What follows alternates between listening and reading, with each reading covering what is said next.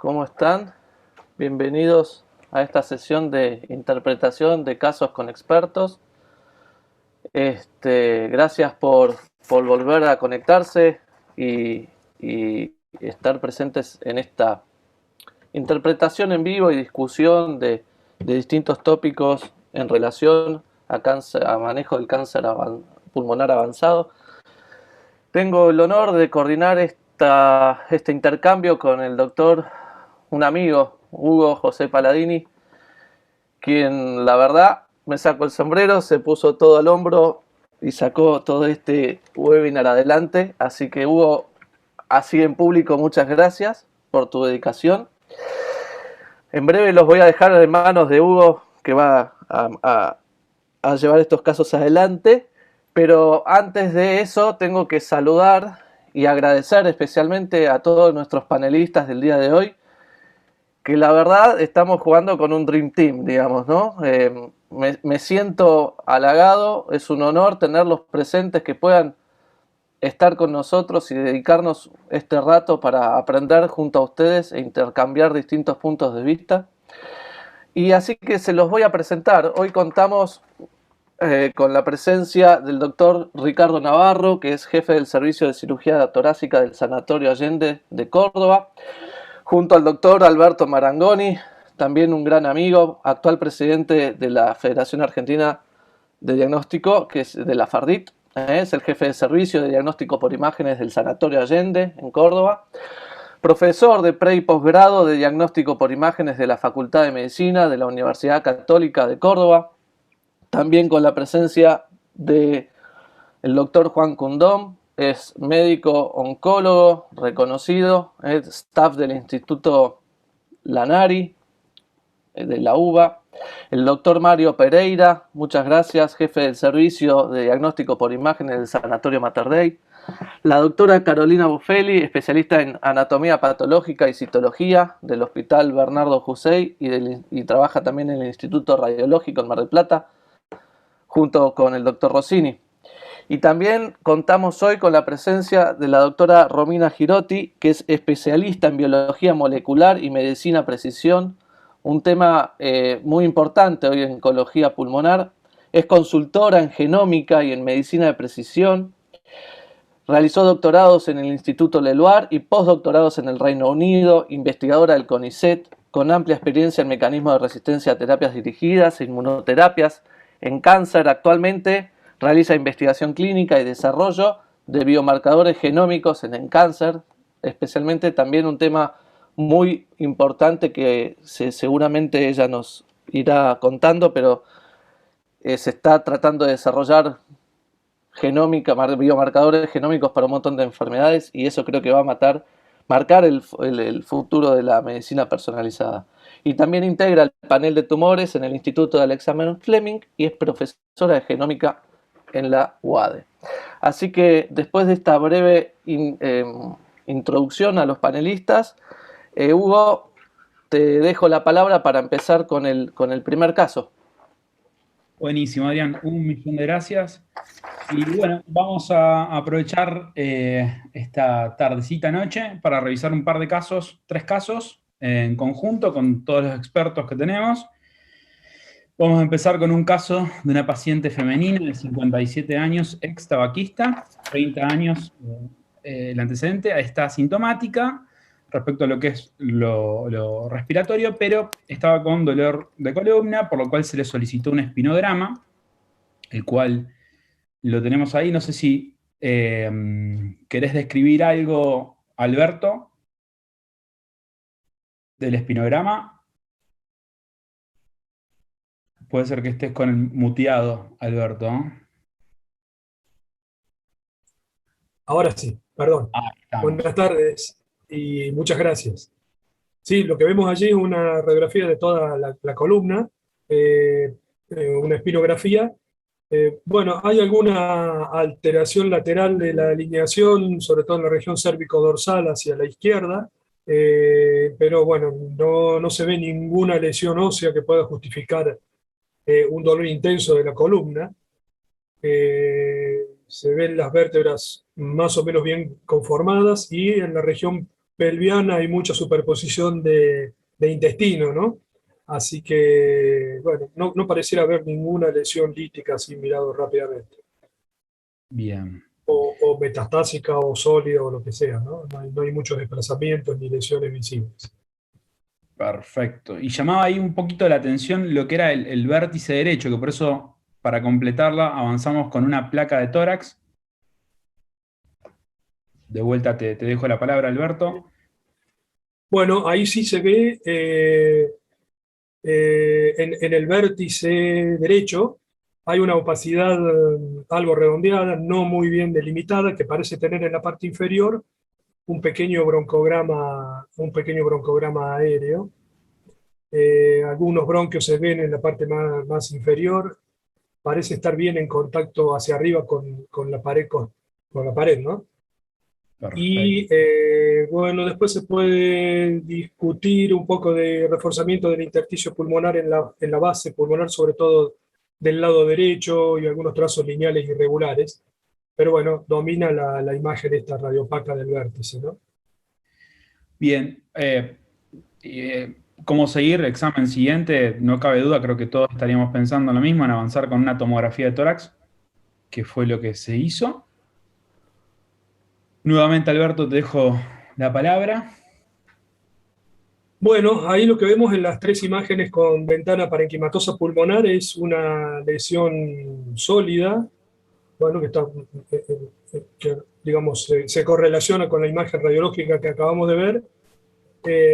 Aquí lo interesante por ahí para analizar es ese contacto que se ve con la pleura y un aparente engrosamiento de la pleura y varias imágenes lineales que se acercan y provocan contacto de la lesión con el tejido pleural. Igual que se veía en la imagen radiológica, se identifican algunas imágenes de bronquios permeables en la periferia, sobre todo sobre el borde medial e inferior. Y lo otro que hay que notar es ver si hay alguna erosión ósea, ya que está muy cerca de los arcos costales allí, pero por las imágenes parece que no hay ninguna alteración ósea. Bueno, eso está ubicado bien apical, como se puede ver obviamente, en el segmento apical del lóbulo superior derecho. Y bueno, ahí tenemos proyecciones que nos muestran prácticamente lo mismo, ¿no? Sobre todo ese broncograma que tiene en la parte inferior. Pero bueno, tiene bordes espiculados, tiene todo el aspecto de ser un proceso neoproliferativo, obviamente. Con un proceso neoproliferativo, eso sería uno de los primeros que tendríamos a la cabeza de los diferenciales. Y esto se lo pregunto por ahí tanto a Alberto, a Mario o a Adrián. ¿Hay algo que podría llegar de la imagen que les sirva a ustedes como tratar de ir aproximando un poco más el diagnóstico? ¿Se animan a acercar algo más de lo que es lo que podríamos estar sospechando con estas características que tiene la lesión? Justo lo nombraba Alberto, el tema del broncograma, este tipo de lesión con áreas en vidrio esmerilado, tiene un poquito periférico, creo que se ve más arriba, tenues opacidades en vidrio esmerilado. No sé si a alguno se le ocurre que podemos ya estar aproximando a un diagnóstico previo, no solo a lo neoproliferativo, sino pensar un poco qué podría después ser el resultado morfológico si esto consideramos biopsiarlo, si hay algún tipo de biomarcador, de marcador que tenemos acá en la imagen que nos orienta. Adrián. Bueno, sí, la presencia de ese vidrio esmerilado y un centro, parece periférico y más centro sólido, y estos broncogramas y espacios areolares, uno pensaría de que seguramente viene de la estirpe del adenocarcinoma. Como para ir orientándonos. ¿Es definitivo el diagnóstico, sí o no les parece? O sea, lo tenemos justo a Juan. Juan, ¿esto te parece suficiente como para que tengamos un diagnóstico y podamos avanzar con este paciente? ¿O necesitamos avanzar con algún tipo de examen, sea radiológico, complementario, toma de biopsia? Bueno, buenas tardes a todos y muchas gracias por la invitación. Me parece que Básicamente lo que tenemos acá es un approach, una evaluación inicial de algo que probablemente sea un subtipo tipo adenocarcinoma, pero claramente necesitamos avanzar con la estadificación y por supuesto con la toma de biopsia para después, desde el punto de vista histológico y sobre todo, después algún comentario voy a realizar, desde el punto de vista molecular, entender un poco más la enfermedad, ¿no? Así que claramente acá deberíamos avanzar con métodos diagnósticos no invasivos e invasivos para llegar al foco histológico, ¿no? Al dato histológico. Perfecto. Bueno, como planteamos un poco avanzar con lo que es la toma de muestra, tenemos 4 tipos de opciones: tomar algún tipo de biopsia guiada con tomografía, sea con aguja gruesa o fina, o hacer algún tipo de fibrobronco y toma de muestra, o alguna biopsia quirúrgica.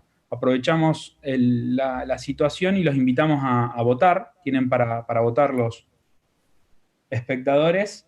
Si quieren, vamos haciendo la votación.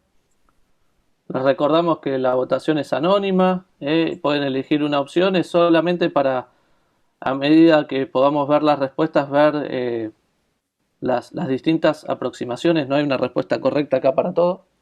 Exacto. Y de paso también el aviso parroquial, como les decimos, si quieren pueden dejar sus preguntas o comentarios en la sección de preguntas abajo en la barra del Zoom, así las iré leyendo y trataremos de ir contestando en vivo. Bueno, resultados. Fíjense, la mayoría fue por la biopsia toma con Trucat, por TC, seguido por lo que es la aguja fina y en un porcentaje menor la biopsia quirúrgica y la fibrobronco. Doctor Pereira, no sé si quiere hacer alguna mención sobre cómo tomaría la muestra, por ejemplo, siendo una de las más votadas, cómo se maneja usted con el día a día, con este tipo de lesiones, cómo toma la muestra, qué precauciones tiene y bueno, con cuál está más familiarizado, si con la aguja gruesa o la fina. Bueno, muy buenas noches, tardes, noches. Primero, bueno, quiero agradecer particularmente al doctor Rossini, con el quien compartí 4 años de trabajo juntos. En este caso coincido con los panelistas que no solo hay que evaluar si hay que hacer aguja fina o aguja gruesa en este tipo de biopsias, sino que primero lo que estaría interesante es hacer estadificación de la lesión, ¿no? Poder tener imágenes del resto del cuerpo, saber si existen lesiones secundarias, porque en el caso particular de la decisión de la toma de biopsia, uno siempre evalúa riesgos versus beneficios, y si encuentra lesiones extrapulmonares que son pasibles de obtener material tanto para evaluación morfológica como molecular, uno trata de tomar ese tipo de muestras, que además pone en un estadio avanzado, en un estadio 4 al paciente, y le permite tomar conductas terapéuticas al oncólogo. Ahora, si me refiero exclusivamente a esta lesión, y si podemos volver para atrás en las imágenes, es una lesión que, como se describió, tiene un contacto pleural amplio, con lo cual esto reduce los riesgos de neumotórax que se producen habitualmente en las biopsias. Nosotros en la práctica diaria, con lesiones de este tamaño y con estas densidades, no agregamos contraste endovenoso para poder determinar la vitalidad del tumor y definir a dónde realizar la biopsia, porque son homogéneas y en la ventana mediastínica permiten poder objetivar áreas para poder tomar muestra en forma segura. En nuestro centro, en forma rutinaria, obtenemos citología e histología. Nosotros tenemos la particularidad de trabajar con patólogos presentes, citopatólogos presentes, que son nuestros ojos en la toma de muestras. Nosotros lo que hacemos es, bueno, trabajamos o con técnicas de acceso extra o intralesional, de acuerdo a el número de pases que nos planteamos hacer. ¿Qué quiere decir esto? Siempre ponemos una aguja localizadora. En un caso de que existe un contacto pleural amplio, esta aguja localizadora que nos sirve de guía está por fuera del pulmón, y a través de ella primero introducimos aguja fina, obteniendo material citológico que ve el patólogo, y cuando el patólogo nos confirma que el material no cuenta con necrosis, en la mayoría de los casos tomamos también histología. Los calibres de agujas que usamos para citología son entre 22 y 23G, y los tacos los obtenemos con agujas semiautomáticas 18G. Bueno, a ver, todos los que tuvieron la suerte de poder asistir o ver la clase del doctor Rossini de biopsias percutáneas, él mostró una experiencia muy interesante obteniendo coágulos y pudiendo hacer análisis no solo morfológico, sino citobloc y análisis molecular. Nosotros en nuestra institución, nuestros patólogos todavía nos requieren la utilización de técnicas con aguja gruesa, y esto, por supuesto, o sea, los dos criterios por los cuales uno tiene mayor número de complicaciones es o a mayor número de pases o a mayor calibre de la aguja con la que se toma la muestra. De todas maneras, nosotros tenemos un centro con internación, además tenemos manejo autónomo de las complicaciones, que cuando se producen los neumotórax nosotros los drenamos y continuamos haciendo las biopsias. Pero nuestra tasa de neumotórax autolimitados o neumotórax que se pueden manejar con internación corta es más alto que los que usan solamente aguja fina. Perfecto. Y respecto justo de lo que hablaba del citobloc, la muestra, la técnica para obtenerla, o sea, para obtener una muestra de lo que va a ser la citología y para otro lado lo que va a ser el coágulo, técnicamente, ¿qué es lo que hace diferente para obtener la muestra? No es la misma, ¿no es cierto? Es una técnica totalmente diferente. Si bien es la misma aguja, pero la procesa distinto. A ver, sí, a ver, lo que hacemos nosotros cuando tenemos que obtener coágulos, bueno, primero el concepto básico es que estos coágulos por lo menos tengan 100 células viables como para poder ser evaluadas. Entonces lo que hacemos es la primera parte de la obtención de la muestra, siempre con aguja fina, bueno, las técnicas por aspiración, ¿no? Pero la primera parte de la toma de la muestra hace un extendido, el patólogo en el momento, y el resto de la muestra, que es el volumen grande, se deja en un coágulo que después se procesa. Cuando empezamos a trabajar con citobloc, muy poco, les vuelvo a repetir, mi experiencia es más con histología y rolling. Con citobloc lo que hacemos, obtenemos entre 6 y 10 coágulos, y bueno, sobre todo para PDL1, que seguramente bueno, van a hablar los patólogos con mucho más experiencia que yo en esto, con 6 a 10 coágulos han podido obtener muestras representativas, pero hay una cierta resistencia en el grupo nuestro. Yo no solo estoy en el Sanatorio Mater Dei, también estoy en el Sanatorio Anchorena haciendo este tipo de biopsias con el mismo grupo de patólogos y citopatólogos, y bueno, a ellos les gusta más que obtenga histología. Bien, perfecto. Bueno, con el caso se avanzó con biopsias se usó toma de muestra con aguja fina. Ahí son las distintas imágenes, lo que se ve es la técnica coaxial, extrapleural, lo que se ve son los distintos puntos a donde se tomó muestra. Carolina, ¿por qué a veces se requiere de estas diferentes áreas del tumor para que te demos muestra de la lesión? ¿Por qué querrías vos, si trabajáramos con vos, que tomáramos muestra de distintas regiones de la lesión? Buenas tardes, ¿cómo les va? Bueno, ahí escuchando lo que conversaban un poco todos, es muy importante, si es posible, la presencia del patólogo en la sala, lo que se llama ROSE, que es el Rapid On-Site Evaluation. Hay muchos trabajos que describen que esto disminuye el número de pases, permite tener un diagnóstico preliminar en el momento y permite un mejor manejo del material. Todo el equipo está involucrado en lo que es la fase preanalítica y en cuidar el material porque necesitamos que ese material vaya a estudios moleculares. Por lo general, como decía el doctor Mario Pereira, nosotros trabajamos muy similar. Lo primero que hacemos es una punción con aguja fina, con un extendido citológico fino fijado en alcohol, y la verdad que en la mayoría de los casos, ya con una observación rápida, podemos, ya se puede hacer diagnóstico de estirpe tumoral. Una vez que ya tenemos ese paso dado, empezamos a la obtención de material hemático para hacer citoblock.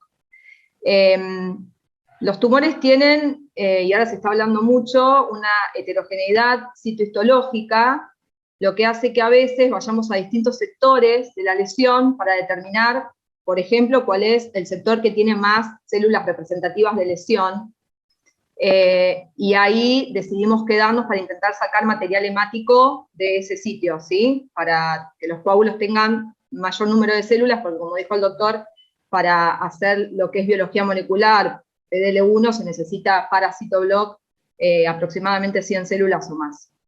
Entonces lo que tratamos es de censar, de cierta manera, el tumor en diferentes lugares.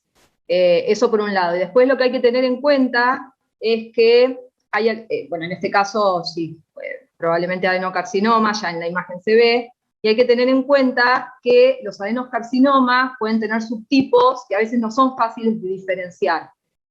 Los patrones sólidos de los adenocarcinomas a veces no son fáciles de diferenciar del carcinoma epidermoide, más allá que acá nos ayuda la localización y otros datos. Y que los adenocarcinomas pueden tener células escamosas. Entonces, cuanto más uno puede censar el tumor, va a llegar a una conclusión diagnóstica más certera. Pero nos manejamos, como dice el doctor Pereira, por lo general hacemos una aguja fina y una vez que tenemos diagnóstico, pasamos a la obtención de material hemático para hacer citoblock en el momento. Para obtener el coágulo...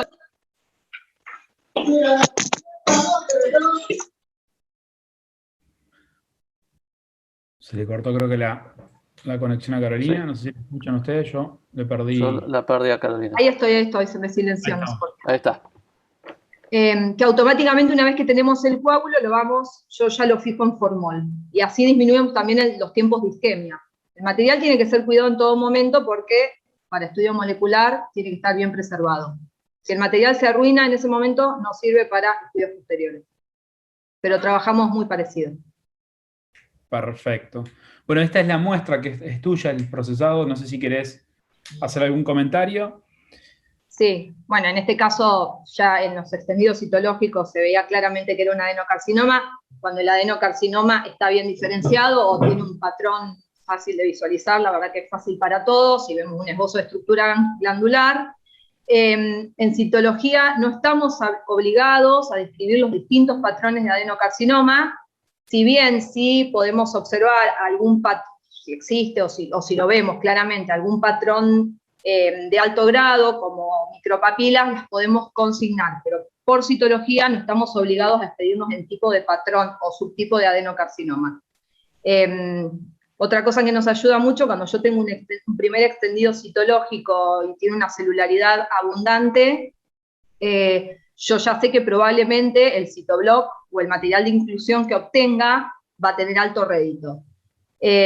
A veces controlo los coágulos, o sea, levanto el material hemático y fijo en alcohol y coloreo esos extendidos también para ver si quedaron células. Yo trato de tener una aproximación de cuánta celularidad va a tener el coágulo de inclusión.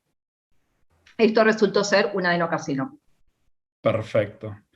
Bueno, se realizó lo que es el citoblock y se solicitaron lo que son los marcadores, así que avanzamos un poquitito para no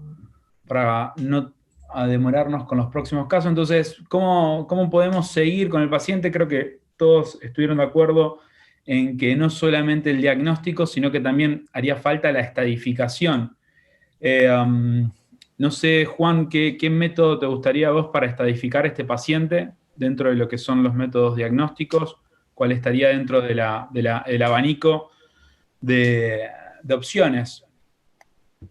Bueno, creo que es un caso en donde a través de la tomografía, por lo menos limitada, o la información limitada que tenemos, nos da la sensación de que parece una enfermedad localizada en el pulmón. No obstante, en ese escenario nos parece prudente, tanto desde el punto de vista diagnóstico, definitivamente para alcanzar la estadificación completa, como también con algunas implicancias predictivas y de elección de tratamiento, avanzar con un PET parece lo más sensato, y de esa manera, por un lado, entender cómo es el comportamiento de la enfermedad a nivel local pulmonar, cómo están los ganglios, el estatus ganglionar mediastinal y si hay presencia o no de enfermedad a distancia, ¿no? Creo que eso me parece que es la condición necesaria como para poder terminar de estadificar completamente. A eso, en general, debemos o no debemos olvidarnos las imágenes del sistema nervioso central. Recordemos que el cáncer de pulmón, a pesar de ser una enfermedad que presumiblemente parece temprana, tiene una alta incidencia de metástasis cerebrales, sobre todo en aquellos casos que tienen algún comportamiento de conductor o driver molecular presente. Así que, por tanto, también parece lógico tener una imagen del sistema nervioso central para definitivamente decidir la estrategia posterior. Yo quiero hacer un pequeño comentario porque llevamos varios minutos y es sumamente interesante la charla porque estamos discutiendo de cómo tomamos y cuáles son los cuidados de tomar la biopsia, y ese creo que fue uno de los cambios radicales que se generaron de 10 años para acá, que es en qué momento discutimos al paciente en el comité de tumores. Hace 5 años o 7 años discutíamos al paciente con una biopsia, con un diagnóstico histológico y probablemente con algún testeo molecular, decidiendo qué conducta tomábamos. Hoy eso se adelantó absolutamente y nos sentamos a discutir con el intervencionista, con el patólogo, con el radiólogo, con el cirujano, cómo tomamos la biopsia. Ese es un avance súper interesante porque hoy por hoy el dato más preciado que tenemos en la patología oncológica pulmonar es la biopsia. Por tanto, digamos, el momento de discusión más rico es al inicio. Así que eso es un comentario que me parece prudente. Totalmente. Sí, incluso hoy por hoy, cuando se utilizan todas estas técnicas, estas pequeñas biopsias, estas biopsias pequeñas, lo aclaraba muy bien la doctora en el curso, justo Carolina, súper recomendable escucharla la clase, el tema del cuidado de esa muestra, ¿no? Son muestras que tienen muy poco material, y ese poco material, toda esa información que puede tener guardada con una correcta manipulación. Bueno, avanzamos entonces, sí, efectivamente se realizó un PET. No sé, Alberto, si te animas a hacer una descripción breve. Bueno, en la lesión que tenemos, ahí en la imagen, fundamentalmente focalicemos la vista en la imagen en color inferior derecha. Ahí se ve claramente que hay una captación intensa del FDG, de manera que, bueno, indica que hay actividad celular. No sé si se ve el sub por ahí en la imagen de la izquierda, pero bueno, de todas maneras es intenso. Es una Sí, hay captación captación intensa. precisamente. Sí, justo. O sea, y esta no nos preocupaba mucho porque era la lesión que ya la habíamos caracterizado, incluso. No, lo que aparece ahí en la imagen de la derecha es un punto de captación vertebral, ¿no? En una que no lo estábamos viendo, que no lo habíamos visto. Que bueno, ahí te focalizo un poquito las imágenes y ahí tenés la fusión. Ahí está, y también tiene digamos, en la fusión de las imágenes se ve digamos, Un poco de captación con la imagen una respuesta líquida. bien intensa, ¿no? Sí, también del trazador. Bueno, ahí se ve el poder de definición de lo que suma el PET, ¿no? Porque la lesión morfológicamente en tomografía pasa desapercibida seguramente. casi Total. seguro que pasa desapercibido eso. Igual con las imágenes que vienen ahora de la resonancia, en la que la verdad que hay que estar muy atentos para poder ver esas lesiones. En la imagen central, que es un T1, se ve, pero bueno, hay que estar atento, ¿no? Y sobre todo evaluar bien la última de las imágenes de la derecha, que es un STIR en el que, bueno, brilla ahí y eso puede llamar un poco más la atención. Pero siempre decimos lo mismo, ¿no? Uno a veces pasa muy rápido las Sí. imágenes con la ruedita y si no está bien atento y comparando las estructuras se puede pasar por alto. Pero de todas maneras, Que, en la resonancia se veía muy bien también. que queda en claro la sensibilidad del PET versus resonancia y versus tomografía, ¿no? En ese orden. Totalmente. Ujú. Mario, te consulto, ahí está la lesión, esa es la lesión lítica que gracias al PET la terminamos de que no se nos pase por alto. O sea, nos cambió totalmente el paciente, teníamos un paciente con una masa pulmonar que parecía el único compromiso. Ahora nos aparece esta lesión que nos plantea un poco el diferencial, si realmente estamos ante una metástasis incluso única. Creo que la idea sería interesante poder biopsiarla. Es un poco lo que vos ya te habías adelantado cuando lo estabas comentando al principio, de primero estadificar y ver a ver si podemos ir quizás a una lesión periférica, por ejemplo. En este caso, ¿cuál sería el abordaje que tomaría? ¿Se podría biopsiar una lesión biopsiable? ¿No es biopsiable? Bueno, a ver, primero creo que destaco esto porque, bueno, este paciente va a tener 2 biopsias y en este caso particular podría haber tenido una, ¿no? O comenzar por esta. A ver, nosotros en todas las lesiones líticas nos planteamos primero tomar muestra de biopsia, no así en las lesiones blásticas, porque el problema de las lesiones blásticas es que la descalcificación de la muestra no permite hacer la valoración molecular, por lo menos en el lugar en donde yo trabajo, ¿no? Entonces, ¿qué es lo que hacemos para poder tomar muestras en lesiones líticas como estas que están rodeadas de hueso sano?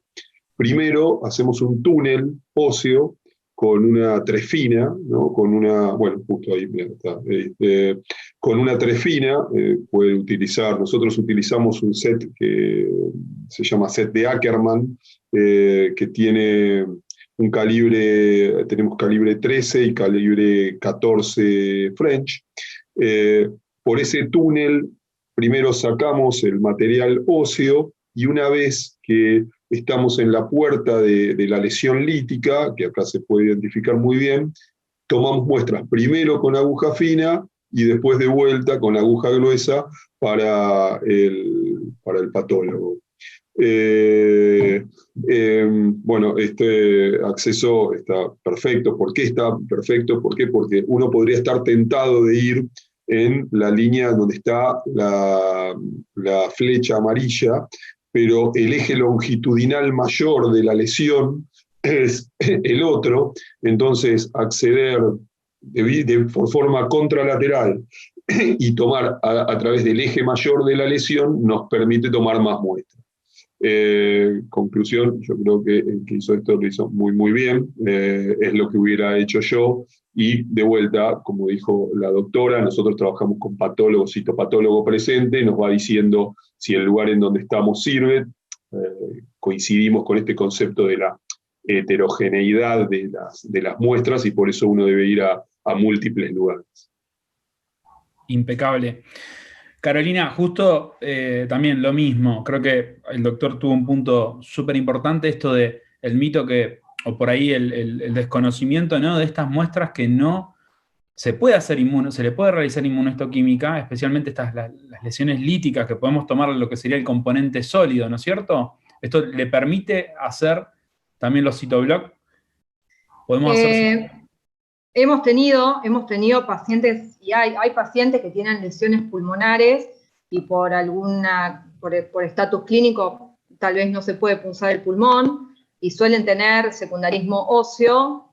Es importante, y esto es la recomendación del Colegio Americano de Patología y, bueno, y otras recomendaciones, es importante que el patólogo sepa que las muestras no se pueden decalcificar porque lo que son soluciones ácidas o decalcificante de Bowen altera y fragmenta el ADN y el ARN, con lo cual después no se pueden realizar estudios moleculares.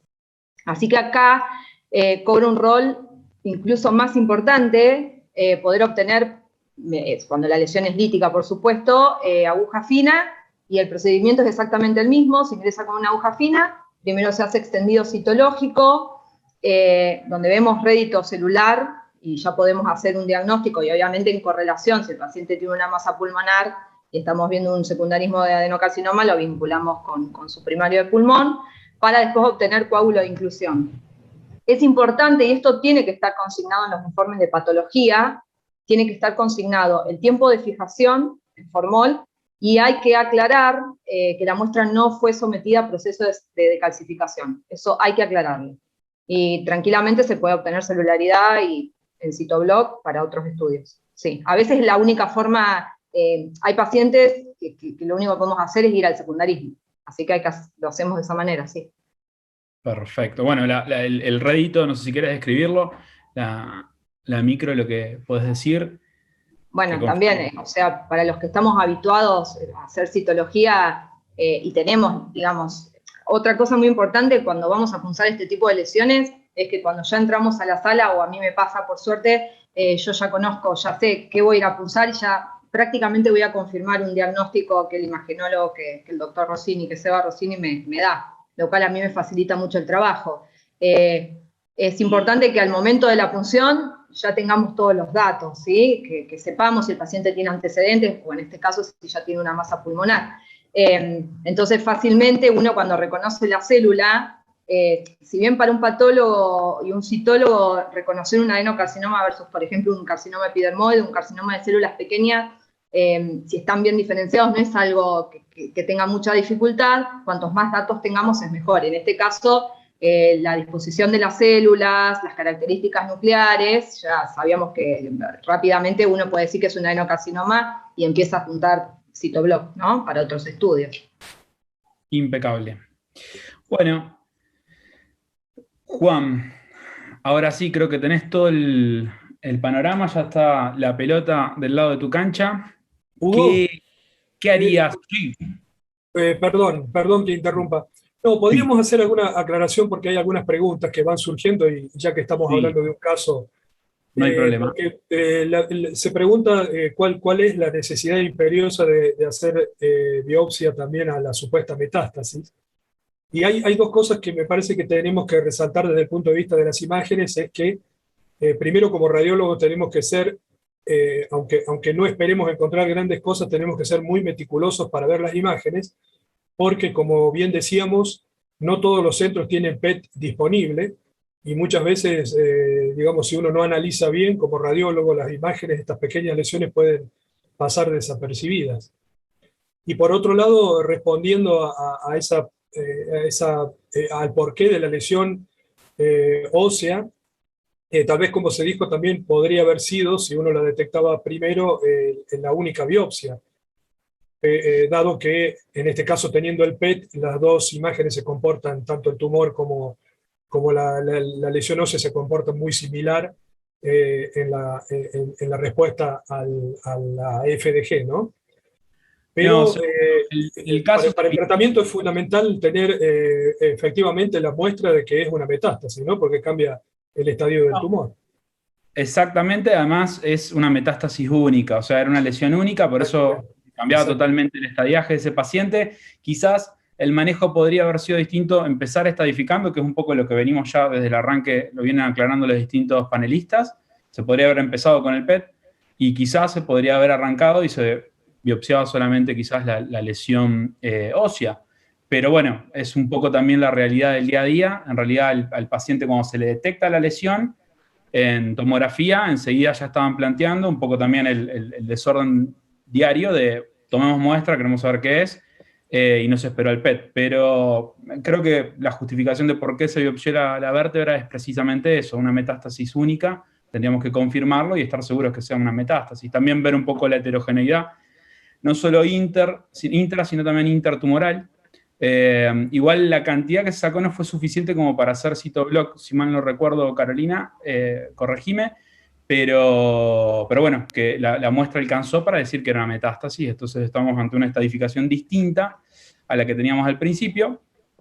Sí, en realidad sí, depende de dónde estamos posicionados. Si ya tenemos el diagnóstico de adenocarcinoma y tuvimos material para Citobloc de la función de pulmón, por lo general siempre obtenemos material hemático de inclusión y Sí. sabemos que va a tener rédito celular. La mayoría de las veces nos pasa eso. Perfecto. Bueno, Juan, de vuelta vuelvo a vos, con todo el panorama, ¿cuáles hubieran sido las opciones de terapéutica? Acá ya te pongo un poco lo que realizó el paciente. Y te consulto, fíjate que aclaramos que el tratamiento lo inicia y está incluso a la espera de la inmunomarcación. O sea, ¿se puede arrancar antes o esperás realmente a la inmuno y cambiás quizás la terapéutica, o simplemente quizás fue un error arrancar sin tener la inmuno? No sé, quiero escuchar tu opinión. Bueno, la verdad que eso es un escenario en el que nosotros estamos muy inmersos en cuándo decidir el inicio del tratamiento. Por lo general, y esto también depende de los accesos, así como tenemos poco acceso al PET, a veces hay acceso a la marcación molecular o al testeo molecular, pero hay demoras, dependiendo por ahí de dónde uno está. Nuestro país es grande y a veces los traslados pueden demorarse, pero eso ha cambiado mucho en los últimos años porque el tiempo de demora para devolvernos los resultados del testeo molecular está entre 3 días, 7 días y 10 días, o 15 días. En general, es un tiempo prudente para poder esperar y para tomar la mejor decisión con todas las herramientas en la mesa, pero hay situaciones particulares en las cuales la paciente o el paciente necesita comenzar un tratamiento rápido, sobre todo porque son portadores de alto volumen tumoral. No parece ser el caso que estamos mencionando y comentando, pero tampoco, digamos, está mal comenzar con tratamiento inicial si hay una necesidad cierta o imperiosa de tratar. Esto es muy importante porque en los últimos 5 años el tratamiento en cáncer de pulmón en primera línea ha cambiado rotundamente con la incorporación de nuevas estrategias basadas en target therapy, en terapia target, inhibidores de TKI, y con la aparición de la inmunoterapia, que de hecho la inmunoterapia en un subgrupo de pacientes, que son aquellos que tienen PDL1 mayor al 50%, ha desplazado a la quimioterapia, que estaba inserta en el tratamiento en primera línea desde hace 40 años. Entonces, claramente hay un cambio en la estrategia y por eso recomendamos siempre tratar de esperar la marcación molecular para definir la mejor estrategia terapéutica. No obstante, por supuesto que un tratamiento convencional y clásico es este esquema que decidieron, terapia de quimioterapia basada en platino y asociado a pemetrexed para el subtipo histológico adenocarcinoma. Pero nosotros somos muy incisivos en tratar de, y está la posibilidad de esperar, porque a veces la marcación molecular nos dirige mucho más específicamente la estrategia terapéutica y evitamos al paciente hacerle quimioterapia, porque la quimioterapia en algunos subgrupos de pacientes no tiene la respuesta que sí tienen las terapias target o la inmunoterapia, ¿no? No obstante, como puente a veces es una realidad. Depende un poco lo que mencionábamos anteriormente. Con respecto a la inmunomarcación, también quiero decir que hoy, en el 2021, y por ahí sería interesante que Romina, si está, nos pueda también nutrir un poco más de toda la información, hoy tenemos disponibles, si bien uno puede decir, bueno, en Argentina no están todos, pero entre 10 y 12 biomarcadores que son targeteables o que son tratables desde el punto de vista clínico, es decir, que tienen un conductor molecular y tienen una terapia posible. Menciono algunos: EGFR, ROS1, ALK, ENTRAC, RET, KRAS, BRAF, digamos.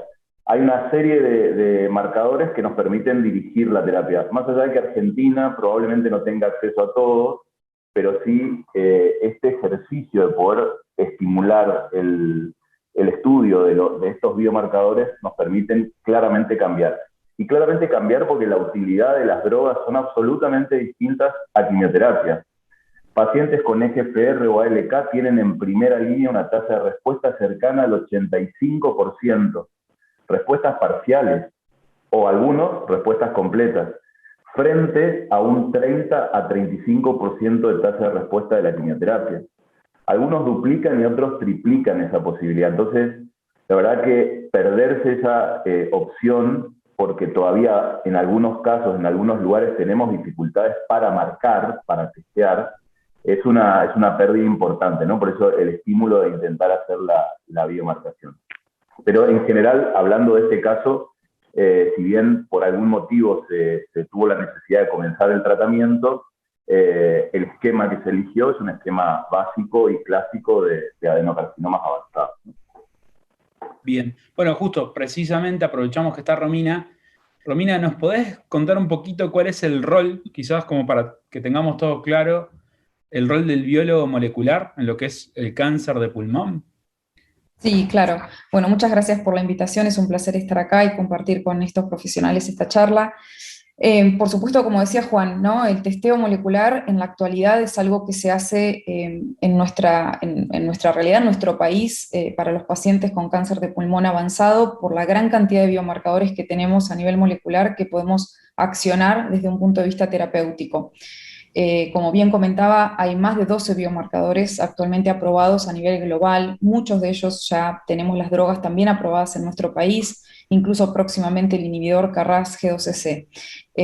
Y uniendo un poco los conceptos que se venían hablando, la importancia de que la muestra llegue en un estado adecuado para poder hacer ese testeo molecular es fundamental desde un punto de vista de la fijación de la muestra, el enriquecimiento en células tumorales, la calidad del ADN que después va a ir al secuenciador para hacer ese testeo molecular. Todo eso es realmente de fundamental importancia, y me parece también importante destacar acá que las biopsias líquidas en este contexto, cuando la biopsia tumoral es difícil de acceder, viene a solucionar un poco el problema de acceso a contenido de ADN tumoral para hacer la estadificación a nivel molecular, ¿no? Entonces, hoy en nuestra actualidad consideramos la biopsia líquida como una gran opción a la biopsia tumoral en el caso de que la biopsia tumoral no sea accesible. Sigue y continúa siendo un gold standard, pero a su vez la biopsia líquida presenta ventajas, como por ejemplo, si un paciente tiene diferentes sitios metastásicos, poder estudiar a nivel global todas esas alteraciones moleculares en una única muestra, dado que todas las metástasis van a contribuir ADN a la circulación y vamos a poder ver todas esas mutaciones al mismo tiempo. Entonces, el rol de la biología molecular hoy en cáncer de pulmón es fundamental, está descrito también en las guías de tratamiento de pacientes. Hay un trabajo reciente publicado en Annals of Oncology que muestra que el NGS, el testeo por Next Generation Sequencing en pulmón, debe hacerse, es costo efectivo, es más barato que hacer biomarcadores simples, y tiene que realizarse para los pacientes porque sería, como decía Juan, ¿no? Una pena no ofrecer un tratamiento que va a dar sobrevidas más prolongadas y ofrecer una quimioterapia que quizás incluso podría afectar la respuesta a futuros tratamientos. Impecable. Bueno, continuamos entonces con el caso. Tenemos la inmunomarcación. Juan, te dejo el micrófono. Este es el resultado y la terapéutica. Bárbaro. Bueno, un poco lo que mencionaba Romina y también comentábamos antes, muy importante esperar el resultado, porque el resultado nos puede cambiar la estrategia terapéutica.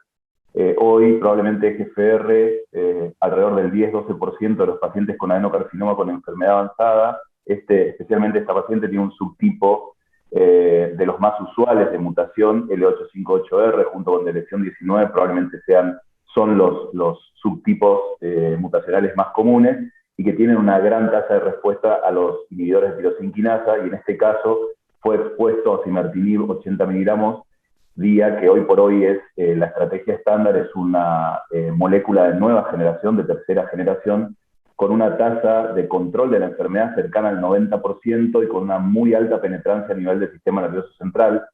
Estos pacientes que tienen EGFR mutado tienen alrededor de entre el 20 y 35% de chance de tener enfermedad metastásica al inicio o al momento de la resistencia a este tratamiento, porque si bien es cierto que tienen una alta tasa de respuesta, el gran problema y el gran fantasma para nosotros de estos inhibidores de tirosina quinasa es que todos desarrollan resistencia en distintos momentos de tiempo, pero en general la resistencia es un defecto que tienen estas drogas, que todavía no está el formato ideal para ver cuál es la mejor estrategia de tratamiento. Pero hoy por hoy se distancian de la quimioterapia. De hecho, uno de los objetivos de este tratamiento con esta mutación es saber cuánto tiempo el paciente se queda libre de tratamiento de quimioterapia, porque a mayor tiempo de exposición con estos inhibidores de tirosina quinasa y menor opción de tratamiento con quimioterapia, la calidad de vida de los pacientes es mejor.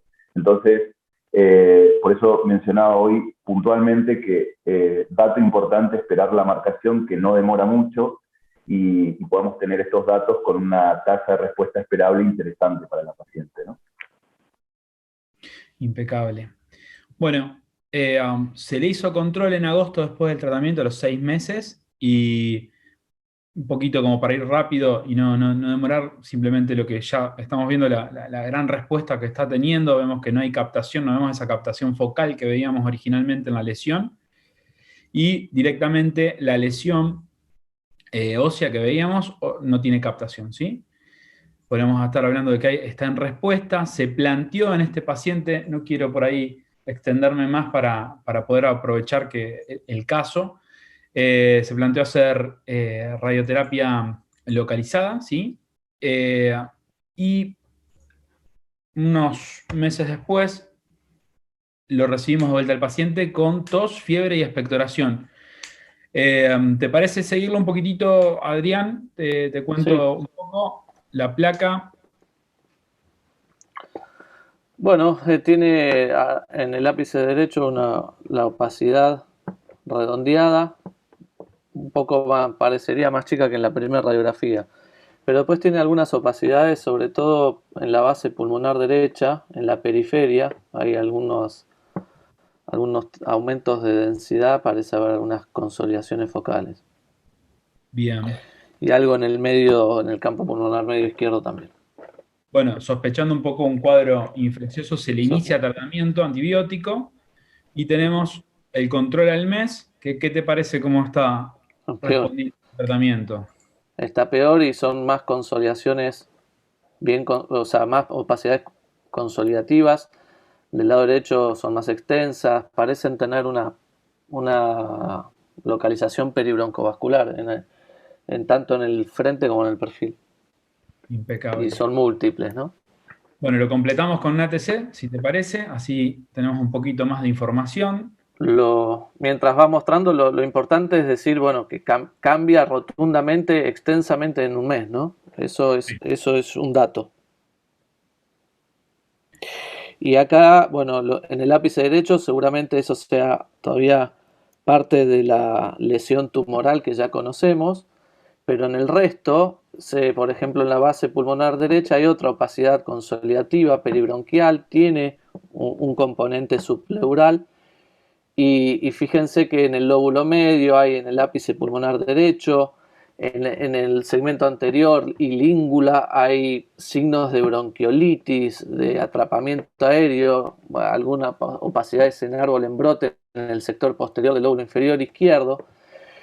Y en un paciente con ese tratamiento y con fiebre, sospecha de un proceso infeccioso e inflamatorio que no mejora con antibióticos, lo primero que uno tiene que pensar de que no pueda estar teniendo alguna reacción aguda digamos, a su terapia, su quimioterapia o inmunoterapia, y en esos diagnósticos diferenciales lo primero que entra como diagnóstico es la neumonía organizada secundaria a este tipo de tratamientos, ¿no? Sobre todo por el tipo de lesiones, la progresión rápida en corto tiempo y el antecedente que tiene, ¿no? Perfecto. Bueno, es lo que se sospechó, por eso se hizo un ciclo de lo que serían corticoides, y tenemos la tomografía de control posterior al tratamiento. Fíjense que mejoró muchísimo, quedan todavía algunas imágenes residuales, sobre todo en el lóbulo inferior derecho, que tanto estamos acostumbrados a ver hoy en día en el post-COVID, ¿no? No tenemos hoy tanto en el post-COVID tanto árbol en brote y signos de bronquiolitis como tuvo este paciente, pero sí estamos acostumbrados a ver esas opacidades lineales paralelas a la pleura y con contacto pleural como se ve en el lóbulo inferior derecho, ¿no? Y mi consulta para Juan, sobre todo, que es el que maneja, digamos, ¿es alta la tasa de incidencia de estas complicaciones en este tipo de terapias? Bueno, es un dato súper interesante. La tasa de enfermedad intersticial pulmonar de distinta magnitud, de distinta forma, distinta presentación, neumonitis habitualmente descrita por imágenes, con osimertinib es alrededor del 5%. De hecho, esta paciente debuta con la tríada, que probablemente uno sospecha en general que es una enfermedad infecciosa probablemente, y por tanto el tratamiento instaurado antibiótico, pero rápidamente uno debe sospechar esta posibilidad y debe suspender la droga y por supuesto comenzar con tratamiento inmunosupresor como los corticoides. En general, en el 80-85% de los casos son reversibles y la discusión después es frente a la gran respuesta tumoral, pero ese evento adverso, si es conveniente reintroducir la droga o no. No hay experiencia formal todavía, pero hay algunas sugerencias que pueden indicar que a 50% de dosis se puede reintroducir el osimertinib para seguir el control de la enfermedad. El otro dato importante, este mismo patrón de enfermedad hoy lo tenemos muy documentado con el tratamiento de inmunoterapia. Pacientes con drogas anti-PD1 o anti-PDL1, este porcentaje es probablemente parecido entre un 4 y un 7%, dependiendo cuál sea la droga, pero también es un dato a tener en consideración, sobre todo en aquellos pacientes que tienen grandes respuestas y que debutan de una forma bastante aguda con este cuadro, ¿no? Así que el concepto importante es cuando uno da la droga o cuando estamos empezando a acostumbrarnos a dar estas nuevas moléculas, también considerar opciones de enfermedad intersticial en este subgrupo, ¿no? Perfecto, gracias. Bueno, justo creo que nos respondías un poco la pregunta con la que íbamos a seguir, Juan. Cuestión de seguir o no con el tratamiento, o plantear otra opción, que la otra opción que se planteó fue hacer una resección de esa lesión única, y vamos a aprovecharlo al doctor, a ver qué opina de resecar o no resecar esta lesión, cuán compleja la ve después de que haya recibido radioterapia y todo este esquema de tratamiento.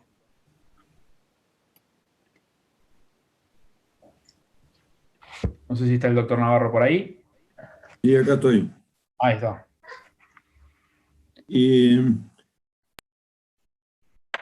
el planteo que yo me hago es de que en realidad esta enferma, lo que nos muestran las imágenes por los diferentes métodos, tenemos dos sitios de lesión detectadas y probadas patológicamente.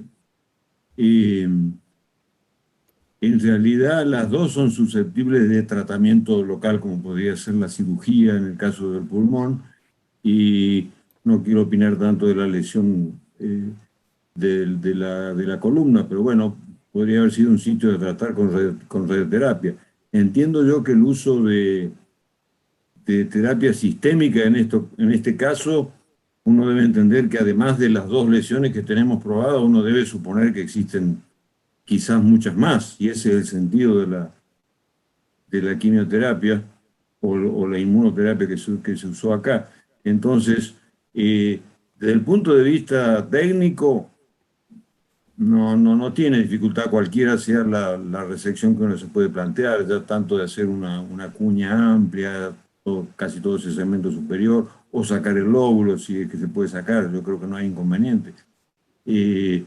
Dudaría bastante si no estoy haciendo eso que técnicamente es factible, no lo estoy haciendo en el marco de un enfermo que tiene enfermedad sistémica, demostrada en dos sitios y sospechada quizá en muchos más.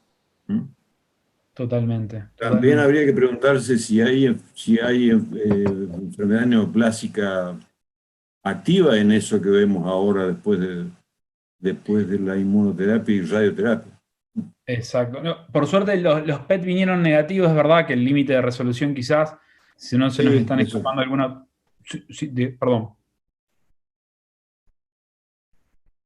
Digo, es todo un tema lo del PET como elemento esclarecedor si existe enfermedad activa o no, ¿no? Es toda una discusión todavía, a mi entender, sin respuesta. A seguir discutiendo y a seguir aprendiendo, sí. Exactamente. Sí. Bueno, en el caso se decidió hacer la lobectomía, ¿sí? Los PET venían negativos, se hizo la lobectomía y la lobectomía, bueno, la pieza no presentaba células tumorales. Hoy por hoy se lo considera R0, porque realmente no tenemos muestra para definir que tenga algo de lesión activa, alguna lesión activa, si bien quedó todavía lo que sería lo óseo, no tenemos actividad. Pero bueno, se seguirá controlando y veremos un poco. Esto es el manejo que se tuvo con esta paciente en particular, obviamente. Así que bueno, no sé si quieren agregar algo, si no pasamos al próximo caso. Yo tengo para ir respondiendo algunas preguntas que me parecen importantes que fueron surgiendo en los chats. Bien. Si los que manejan este tipo de patología, Juan, Mario, Ricardo, en los lugares que no tienen PET o no hay acceso al PET, ¿sería útil usar la gammagrafía ósea? ¿La usan rutinariamente? ¿La aconsejan? ¿Desaconsejan? Juan, Si el paciente no tiene, si el paciente no tiene clínica en general, esta paciente consultó por dolor, o sea que podría ser una estrategia utilizar la gamma cámara ósea para tratar de definir. Habría que ver si ese volumen de lesión, que puede ser un poco pequeña, puede magnificarse o puede traducirse como dato positivo en el centellograma, ¿no? Podría utilizarse en los pacientes que tienen ya sea o una fosfatasa alcalina alta, que uno sospecha puede tener lesión ósea, o que tiene síntomas. Podría ser la estrategia. Creo que lo que claramente vimos en este caso es cómo el PET puede cambiar la estrategia terapéutica. Esa es la utilidad que tiene el PET. El PET evita en general aproximadamente entre un 20 y un 30% de cirugías pulmonares que son futiles. Este paciente o esta paciente, si no tenía un PET, uno iba a estar tentado absolutamente a poder ir a la cirugía. No tiene enfermedad mediastinal, tiene una lesión que potencialmente puede ser resecable y no teníamos la evidencia del dato de la metástasis ósea, ¿no? Entonces me parece que ese por ahí es el dato preciado del PET, la estadificación y la conducta posterior. Y por otro lado, también es muy interesante darle valor a la historia natural de la enfermedad. Esta enfermedad es una enfermedad definida como enfermedad oligometastásica, tiene 2 sitios de enfermedad, el tumor primario y un sitio a nivel óseo, que es un factor pronóstico adverso. Dentro de las metástasis, tener metástasis óseas es un factor adverso, en general cuando uno compara con lesión única, por ejemplo, en adrenal o en sistema nervioso central, que potencialmente pueden ser en algún momento de la evolución de la historia resecables. Así que ese no es un parámetro menor.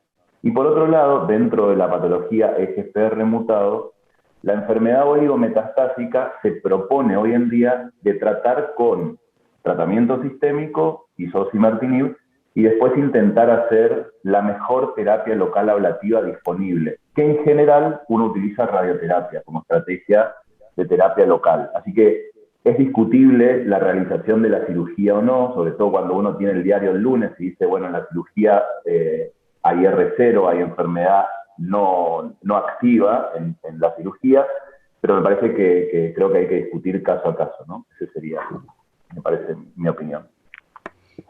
Bárbaro, gracias.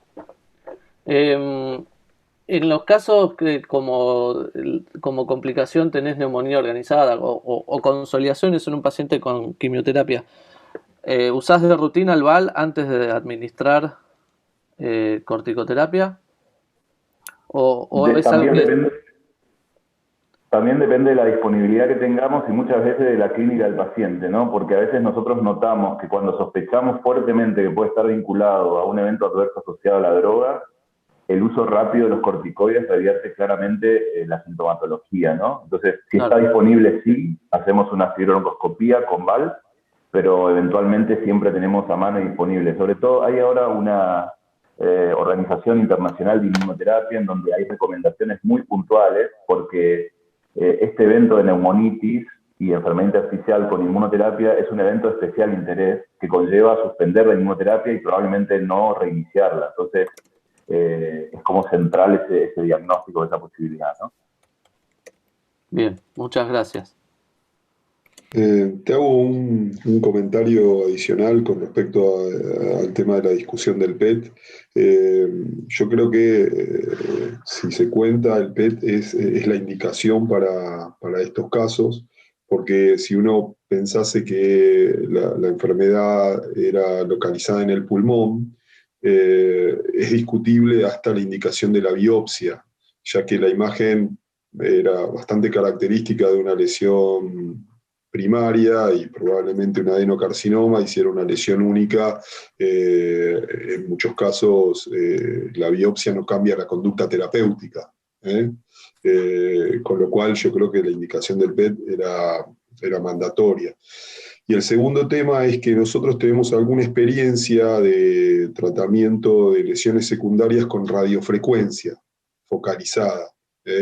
Y este tipo de lesiones responden muy bien al tratamiento con radiofrecuencia. Muy bien. Buen aporte. Seguimos, Hugo. Sigamos con el próximo caso. El próximo caso es una paciente femenina de 71 años, tabaquista, 12 Paquier, disnea y sibilancias, una espiroobstrucción. Bueno, esta es el SCOUT, es una TCA afuera, y un poco la masa pulmonar que le detectábamos. No sé si querés describirla brevemente, Alberto. Bueno, ahí vemos una lesión sólida, parece también en el lóbulo superior del pulmón derecho. Esta, a diferencia de la otra, tiene una densidad más homogénea, se identifica menos componente de broncograma. Está un poco movida, así que no sé si eso se puede interpretar como vidrio esmerilado, pero me parece que es un poco el movimiento respiratorio. Y después se adivina ahí en el mediastino que hay una masa sólida también, que después veremos con la ventana mediastínica. Parece que hay un poco de derrame pleural y una disminución del calibre de la vía aérea bastante acentuada también. Impecable.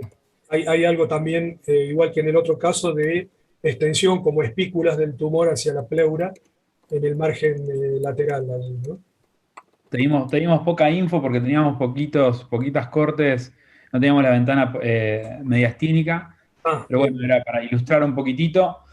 Y bueno, acá de vuelta un poquito la pregunta, si quieren votar, a ver cómo podríamos abordarlo.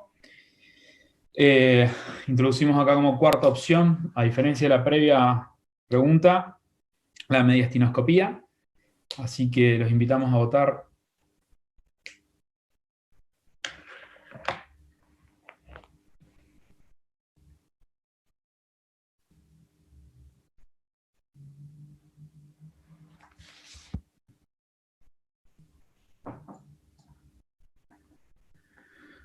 Muy bien. Súper dividido, igual que la última vez que lo comentó Adrián. Acá no hay una respuesta correcta, todas son pasibles. La única que querría discutir con el doctor Navarro es la mediastinoscopía. Un poco con los pocos datos que le mostramos ahí en la tomografía, ¿lo ve factible a hacer una mediastinoscopía en este paciente, doctor?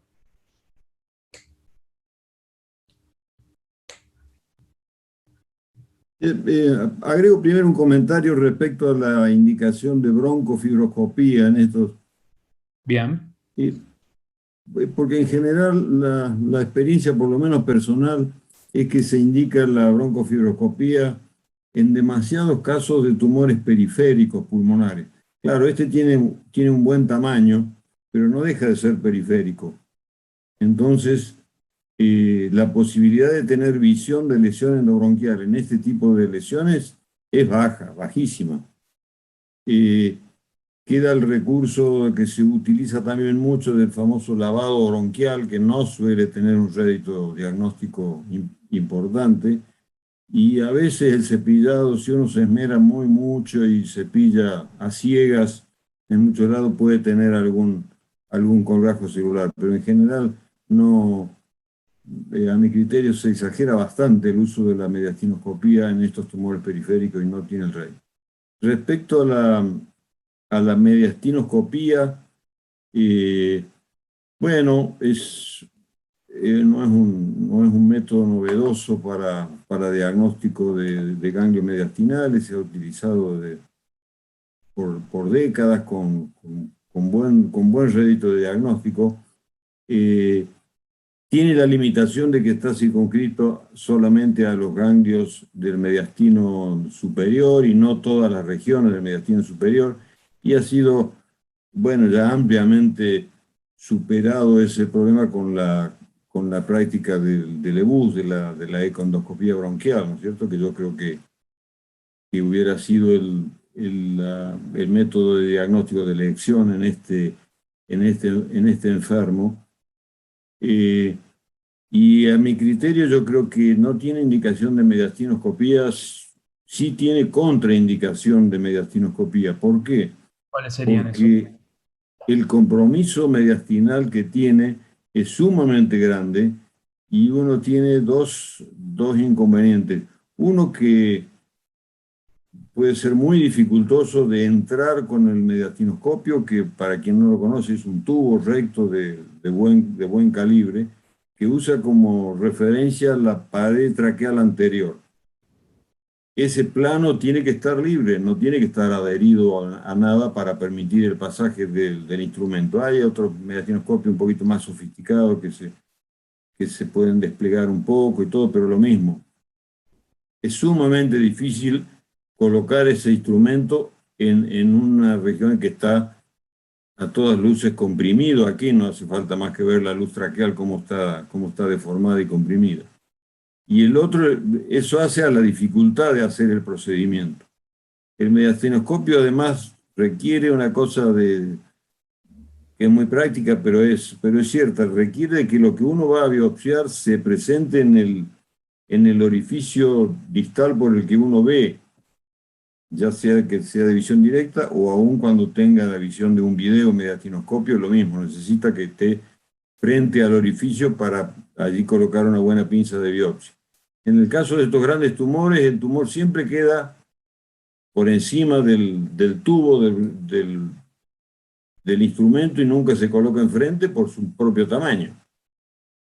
Y finalmente la gran dificultad, que no es dificultad sino riesgo, es que ese tumor está englobando estructuras mediastinales muy importantes, para nombrar solamente dos: la vena innominada y sobre todo la arteria innominada está cruzando ese tumor, nadie sabe por dónde.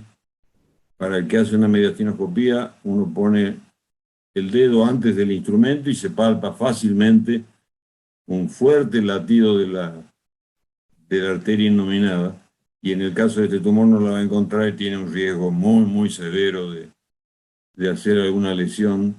Y bueno, ¿qué ocurre en general? Bueno, en general uno, si intenta la mediastinoscopía, introduce el mediastinoscopio 2 o 3 centímetros y se vuelve porque no lo puede hacer. Así que yo creo que no haría la mediastinoscopía, y el método de elección es el EBUS, es la ecoendoscopía bronquial. Impecable. Bueno, en este caso, en realidad se hizo una endoscopía que fue negativa y bueno, se prosiguió se optó por lo que sería punción guiada por tomografía. Mario, no sé si querés hacer alguna apreciación respecto a la lesión o cómo, o sea, algún recaudo que quieras hacer respecto a la situación de la lesión y de la toma. Bueno, sí, bueno. A ver, lo primero que tal vez para el resto de la gente que no hace habitualmente intervencionismo,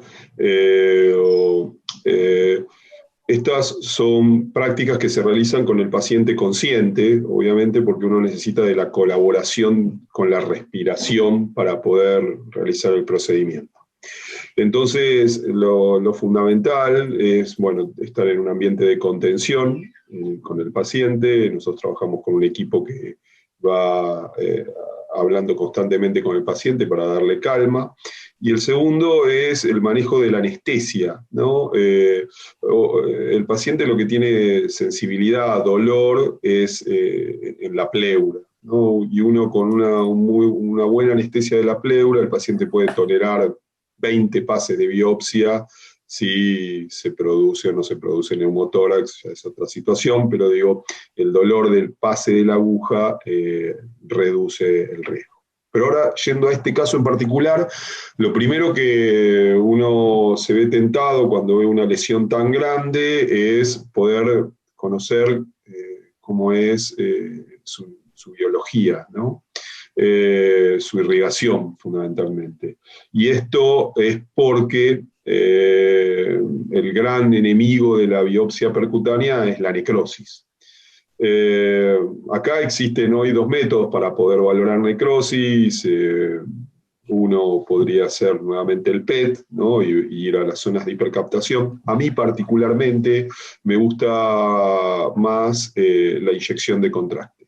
Y cuando no tenemos una tomografía computada previa de buena calidad y con buena inyección de contraste, en nuestro medio, o sea, en los lugares en donde nosotros trabajamos, habitualmente al paciente previo a la biopsia le hacemos un bolo de contraste y vemos los lugares de refuerzo parenquimatoso de la lesión, y ahí tomamos conducta de dónde ir. Entonces, eso primero como preliminar. El segundo tema es que en lesiones tan grandes, pero que no tienen contacto pleural, nosotros a veces hacemos lo que se llama biopsia coaxial intralesional. O sea que no ponemos una aguja localizadora hasta la pleura, sino que introducimos una aguja hasta la lesión.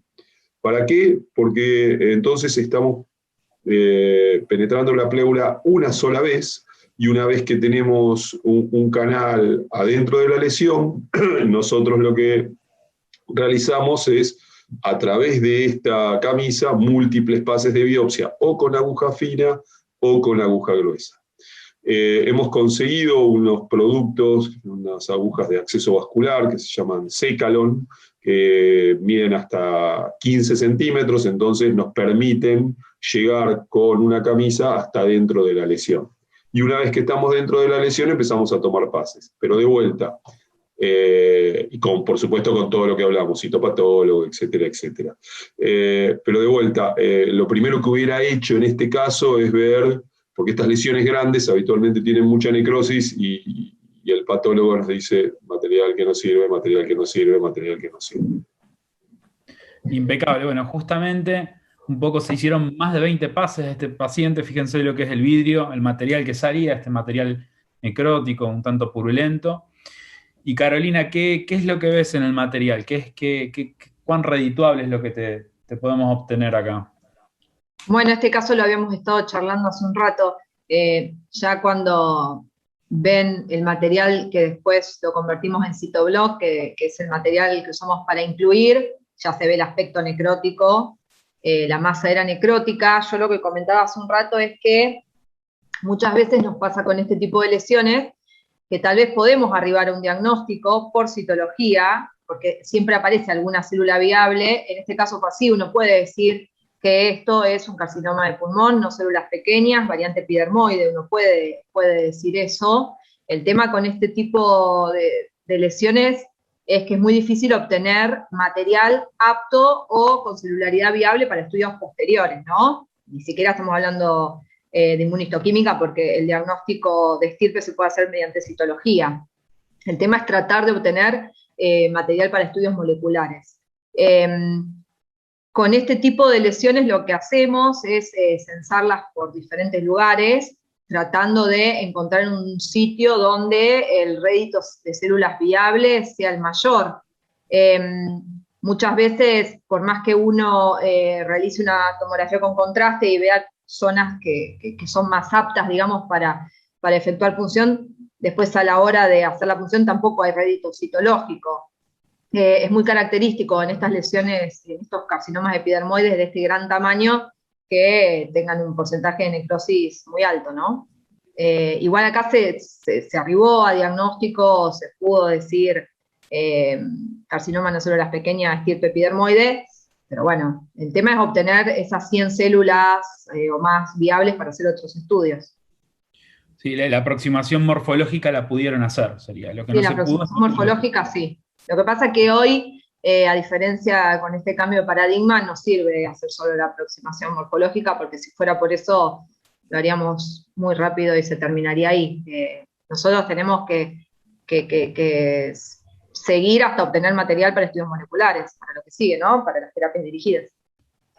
Bueno, creo que un poco respondieron entre los dos precisamente. O sea, no es una cuestión de la muestra esta que haya sido con aguja fina, aguja gruesa, que haya errores quizás en la obtención de la muestra, del procesado, sino es más bien el concepto, ¿no?, de viabilidad, que es un concepto que lo tenemos desde hace muchísimo ya registrado en lo que es la radiología. Fíjense, este es el artículo más viejo que encontramos del 83, de que ya nos sugería la evidencia de punzar después de haber administrado contraste y detectar la región de viabilidad, ¿sí?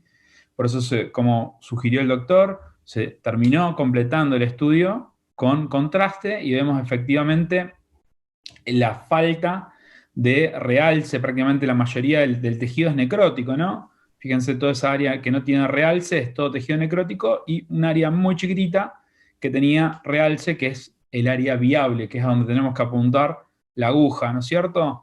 Por eso se repitieron los pases nuevamente, hizo un poco neumotórax. Perdón que avanzamos rápido, pero es para poder avanzar y llegar al próximo caso. Y fíjense un poco también lo que decía la doctora, el mapeo que uno va a ir haciendo. Fíjense las dos muestras diferentes. Mario, no sé si lo querés comentar. Arriba tenemos una punción y abajo otra en el mismo procedimiento. Dos materiales totalmente diferentes. Bueno, primero, excelente el acceso. Otros datos técnicos como para tener en cuenta para el grupo es algo que también refirió el médico cirujano. Uno, cuando hace una biopsia pulmonar, una de las cosas que tiene que tener cuidado, sobre todo cuando está cerca del ilio, es cómo están las arterias pulmonares, ¿no? O sea, la hipertensión pulmonar por compresión es una causa que puede a veces producir sangrados difíciles de detener, y es una de las complicaciones que uno debe tener mucho cuidado cuando hace biopsias centrales, porque son de mucho riesgo. Yo he tenido ejemplos de situaciones complejas y que, por suerte, por trabajar en forma multidisciplinaria con el cirujano de tórax, el paciente no llegó al óbito. Con lo cual ese es un punto a tener en cuenta. Después, el segundo tema es lo que estaba hablando la doctora. A ver, estos tumores, más allá de que tienen en algunas zonas refuerzo, hoy está muy bien descrito la heterogeneidad tumoral. Entonces, poder ir a varios sectores de la misma lesión para poder ver cuál es el que tiene mayor rédito, es el objetivo principal. Y trabajar con un citopatólogo bueno es lo que permite hacerlo, porque uno en realidad va a los diferentes sectores de refuerzo. Y por último, esto del neumotórax, que también es un dato que no nos debe asustar. Los neumotórax, la mayoría de los casos por biopsias percutáneas, son autolimitados o requieren una aspiración muy sencilla sin colocar tubo. Lo importante es poder tener datos previos para poder realizar este tipo de biopsias, o sea, que el funcional respiratorio del paciente esté por el F1 por arriba del 50%, que tenga un coagulograma dentro de límites normales, y después, bueno, si hace neumotórax, poder tener las herramientas o trabajar con alguien que tenga las herramientas como para poder manejarlo. Nosotros, por suerte, nosotros hace 20 años que hacemos biopsias, con lo cual nos hemos entrenado en la colocación de tubos torácicos. De hecho, muchas veces hasta lo hacemos en terapia, en todos los lugares en donde lo requiere el sanatorio, y bueno, y esto nos permite, bueno, frente a un neumotórax como este, autolimitado, que no progresa, y un paciente que sigue saturando bien, poder seguir tomando muestras. Bueno, muchísimas gracias. No sé si querés hacer alguna acotación, Carolina, de la muestra, de las dos muestras, la diferencia. Bueno, vieron que en la imagen, en la tomografía con contraste, había un sector muy pequeño, pero bueno, sí, la diferencia fue, fíjense, en las imágenes de abajo directamente había fragmentos de tumor, ¿sí? Confirmando, por supuesto, estirpe epidermoide y pudiendo obtener rédito para otros estudios. Acá ya directamente buscábamos tener células viables para otros estudios, ya el diagnóstico estaba hecho. Sí, hasta en el vidrio, ¿no? Ya la diferencia, el vidrio de arriba y el vidrio de abajo. Ah, sí, sí. Eso es increíble que uno lo ve cuando está punzando y Sí. ya pueda adelantarse a lo que van a estar viendo ustedes. Sí, Que creo que totalmente. es un poco la semiología, ¿no? de la muestra que tenemos que hacer en Sí, si bien la segunda muestra tenía un porcentaje de necrosis también, ¿no? Pero bueno, entre la necrosis y las células no viables aparecían colgajos de células viables, que era lo que buscábamos. Perfecto. Bueno, pasamos al caso 3, así llegamos con el tiempo, le cedemos al doctor Alberto Marangoni. Bueno, vamos a presentar el último caso. Trataremos de no excedernos de unos 15 minutos, así no nos pasamos mucho con el tiempo. Lo vamos a comentar junto con el doctor Ricardo Navarro, con el cirujano presente aquí, a quien le volvemos a agradecer el tiempo que nos está dispensando. Esta es una mujer de 70 años, asintomática, que hace una consulta por control de salud, que tenía como antecedentes una hipertensión esencial y tratamiento crónico con Navila. El nebivolol es una droga que se usa para tratamiento de la hipertensión arterial y en parte con pacientes que tienen insuficiencia cardíaca crónica. Es una persona ex tabaquista que llevaba más de 20 años sin fumar, pero que su tabaquismo fue de 20 cigarrillos por día y tenía como antecedentes familiares alguna diátesis genética con el padre con carcinoma de páncreas. Avancemos. Digamos entonces por ese control de salud se hace esta radiografía de tórax. No sé, Adrián, si querés... Sí, en la radiología, sí, en la radiología se puede observar, creo que hay una lesión parailiar izquierda en el lóbulo superior, o sí, supongo que superior o apical del inferior, puede ser también. Y también se ve después mucho más, creo que no, la escoliosis. Y No. tengo una duda ahí en el ápice derecho que no sé si es parte de superposición Sí, o hay sí, algo sí. escondido debajo de la clavícula. Pero No, me no, parece que es superposición. Sí, sí, principalmente lo que se ve es la lesión esa parailiar izquierda, efectivamente. Avanzamos. Sí. Que no, Un no toque es tan más. densa, ¿no? No es tan densa, ¿viste? Sí, es bastante, digamos, densa, pero y con límites mal delimitados. No, apical. Bueno, debido a ese hallazgo se le realizó una... ¿podés volver al anterior un segundito nada más, Hugo? Había algo aquí debajo. Ahí está. El servicio de clínica médica todavía no había llegado a los neumólogos, le pidió una tomografía de tórax y previamente, previa a la tomografía computada, ahí sí se hace la consulta con con el departamento de neumonología, le hacen una broncofibroscopía con lavado bronquial, cepillado, se manda el material a bacteriología y anatomía patológica, y bueno, no da ningún resultado en relación con células malignas. Y debido al hallazgo por supuesto, se le pidió la tomografía computada, que es la que vamos a ver ahora. Y que, si querés, Adrián, seguir. La cuestión fue que, ya te adelanto, hubo, y los vamos a ir viendo, había 3 nódulos subsólidos, y un poco el interés del caso es ver qué decisión terapéutica se puede tomar cuando existen este tipo de lesiones. Bueno, estamos ante un caso de nódulos múltiples subsólidos, dos mixtos y uno en vidrio esmerilado, por lo que llego a ver, por ahí tiene un puntito. Los más llamativos son el apical, o sea, el segmento ápico posterior del lóbulo superior izquierdo, porque parecería tener un centro un poco más sólido, tiene algunas retracciones, y después el de mayor tamaño, y que creo que podría ser el que marca, digamos, el más peligroso de todos por tamaño, sobre todo porque tiene 35 milímetros, es del apical del inferior izquierdo, ¿no? Es una imagen nodular subsólida, predominantemente en vidrio esmerilado, aunque tiene por ahí mayor densidad en el lóbulo, en el centro, y por el tamaño, eso ya son bastante lesiones sospechosas, ¿no? de ser del estirpe de los adenocarcinomas. Bien, podemos pasar a la que sigue y después le preguntamos al doctor Navarro. ¿Qué haría, digamos, le preguntamos a la audiencia qué haría ante estos hallazgos? Y bueno, si pueden poner las preguntas, les pedimos que marquen alguna respuesta. Tampoco esto es simplemente para conocer cuál es la actitud que tomaría cada uno.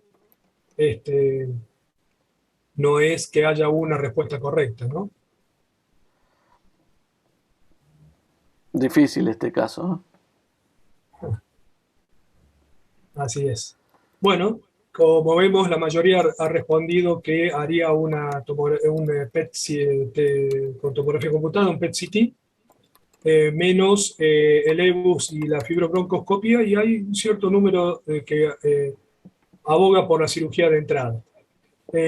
Ricardo Navarro, ¿querés hacer allí alguna consideración? En cuanto digamos, a qué piensa, qué piensas pues, si te presentan este caso con 3 lesiones de este tipo, ¿no?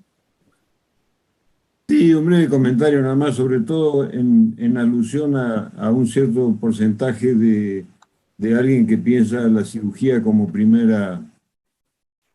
como próximo paso en el manejo de estos enfermos. Esta situación, siempre sale el comentario, la lesión principal es la que plantea las menores dudas. Las dudas están referidas más a una, en este caso 2 lesiones pequeñas, porque si tuviera la lesión principal sola, bueno, no cabe duda de que estaríamos pensando firmemente en la cirugía. La cuestión es saber realmente qué es cada cosa. Tenemos muy pocas dudas de qué es la lesión principal, y sí tenemos dudas sobre las pequeñas. Yo creo que la indicación de la cirugía depende más de en qué medida podemos resolver lo de las lesiones pequeñas para hacer un plan quirúrgico, digamos que sea útil para el enfermo, porque no hay muchas dudas de que las lesiones son resecables, pero no tiene sentido la cirugía si no tenemos una razonable posibilidad de que sea R0, de que uno haga una resección completa. Okay. De manera que sí, hay que hacer antes de indicar la cirugía, hay que hacer un plan de estadificación lo más adecuado, lo más completo posible. De acuerdo. Doctor Mario Pereira, no pusimos adrede ahí lo de la biopsia. ¿Te parece que podría darnos algún rédito hacer biopsia a ese tipo de lesiones? Bueno, acá tengo que hablar más como imagenólogo que como médico intervencionista. Las imágenes que mostraron hoy son de las pocas imágenes que son bastante patognomónicas para los radiólogos y que se interpretan en primer término como adenoscarcinomas múltiples sincrónicos, diría, ¿no? Y que como consecuencia de eso hay poca chance para la biopsia. Nosotros hemos tenido que biopsiar en el pasado algunas de estas lesiones, en los casos en que el médico clínico nos lo pide. Bueno, estos son los que antes eran los carcinomas bronquiolos alveolares, cuando hacía las biopsias, en la vieja denominación. Son factibles de hacer diagnóstico citológico, ahí hacíamos solamente citología, pero yo creo que la biopsia en este tipo de casos no estaría indicada. De acuerdo. Bueno, avanzamos, Hugo. Gracias, Mario. Bueno, efectivamente, como la mayoría puso, se indicó un PET-CT. Ahí se ve, bueno, sí, vamos a la próxima. En las imágenes de fusión, sobre todo, se ve la lesión de mayor tamaño que tiene una captación también importante, como vimos en el primero de los casos. Y tiene, si ven la imagen superior de la izquierda, si podés tocar una vez más, Hugo, van a ver, miren lo que fue el informe. Yo no hago PET, así que me baso mucho en los informes de la gente que está en nuestro servicio. La imagen nodular subsólida hipermetabólica, que es hipermetabólica, que es la que está en el segmento apical del lóbulo inferior izquierdo, sugestiva de un proceso neoproliferativo. Y la próxima, otro toque, Hugo, vemos que hay una condensación intersticial pseudonodular con leve consumo glucídico en el lóbulo superior homolateral. Esa tenía bastante menos captación. Y la otra imagen pequeñita que describió recién Adrián, que estaba cerca de pegado a la cisura, esa no tiene captación, no se vio ningún refuerzo, digamos, ningún consumo glucídico. Y esto, bueno, también, como sabemos, forma parte de los falsos negativos que puede tener el PET en algunas lesiones pequeñas y estas de tipo subsólidas o vidrio o de componente puramente vidrio esmerilado, ¿no? Y que además también plantean un problema después para encontrarlos, si realmente están, y sobre todo por su pequeño tamaño. No sé, Adrián, si querés hacer algún comentario allí. No, la verdad que habla por sí solo, pero bueno, parecería ser que la lesión que marca el camino es esa, ¿no? La apical del lóbulo inferior izquierdo. Perfecto, avanzamos entonces. Vamos a hacer... No obstante, bueno, una cosa que por ahí la tomé como obvia, pero la negatividad la negatividad en PET de una lesión que es predominantemente en vidrio esmerilado hay que tomarla como precaución. A veces puede ser un adenocarcinoma que no capta con el PET. Eso sí, es importante dejarlo claro, ¿no? Así es. Bueno, si quieren votar para ver cómo seguimos. Si hacemos estudios con marcadores, cirugía, tratamiento oncológico, control en 3 meses, y ya les vamos a contar por qué.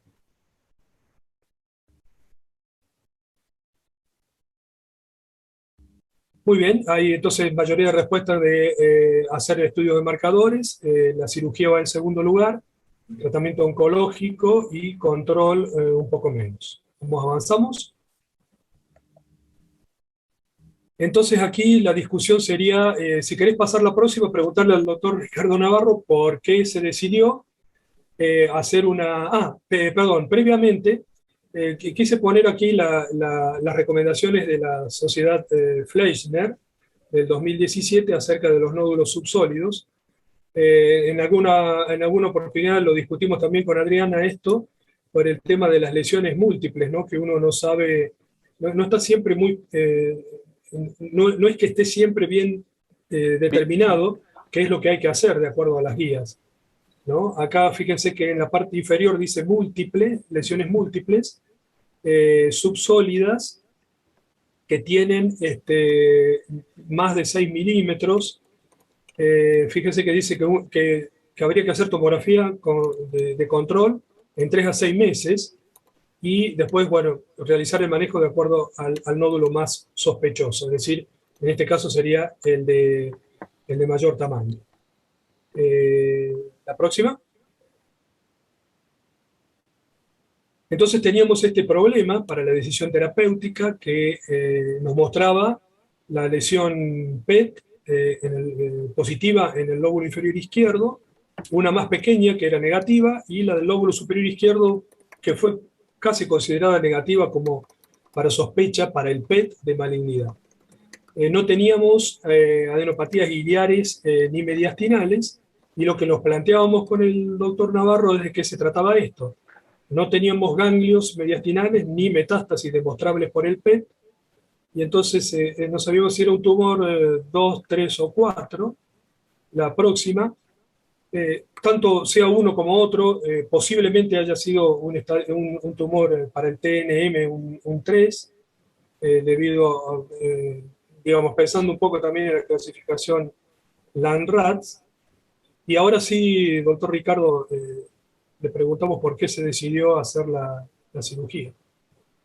Sí, yo creo que el pensamiento que debe guiar dos cosas, lo que decíamos hace un rato, la cirugía tiene que tener una probabilidad razonable de que uno hace una extirpación completa de la enfermedad y en este caso, bueno, obligadamente la disección ganglionar correspondiente, básica para todo tipo de cirugía.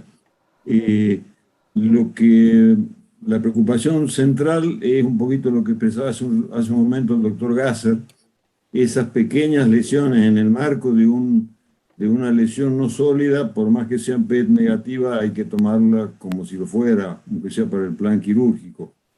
Entonces, el razonamiento fue simplemente que si tanto la lesión que capta el PET como las otras dos adicionales eran también adenocarcinoma, no tenía mucho sentido la cirugía, porque ya habría que hacer una lobectomía más otras resecciones, por pequeña que sea, iba a ser demasiado, pero no teníamos otra forma de corroborar esa histología más que con algún procedimiento ya intraoperatorio. Entonces, creo que en la próxima diapositiva lo muestra un poquito el esquema. ¿Avanzamos uno, Hugo? Ahí está. Esa, sí, ahí está. Entonces lo que se planteó fue hacer una resección en cuña de esa lesión del lóbulo superior, teniendo en cuenta que las otras dos lesiones, la principal que no deja dudas, y esa pequeña cerca de la cisura iba a salir con una lobectomía inferior. Entonces se hizo una pequeña cuña de la lesión del lóbulo superior, se hizo el examen histopatológico intraoperatorio, con el pensamiento de que si eso era negativo, entonces el procedimiento se iba a reducir a una lobectomía inferior izquierda y la linfadenectomía correspondiente, que fue lo que se hizo. No sé si ya cabe la próxima, Alberto. Sí. Bueno, no, esto muestra simplemente es la forma en que se ven estas lesiones no sólidas en la cirugía. Lo otro es para simplemente una ilustración para quien no conoce, no tiene nada especial que mostrar.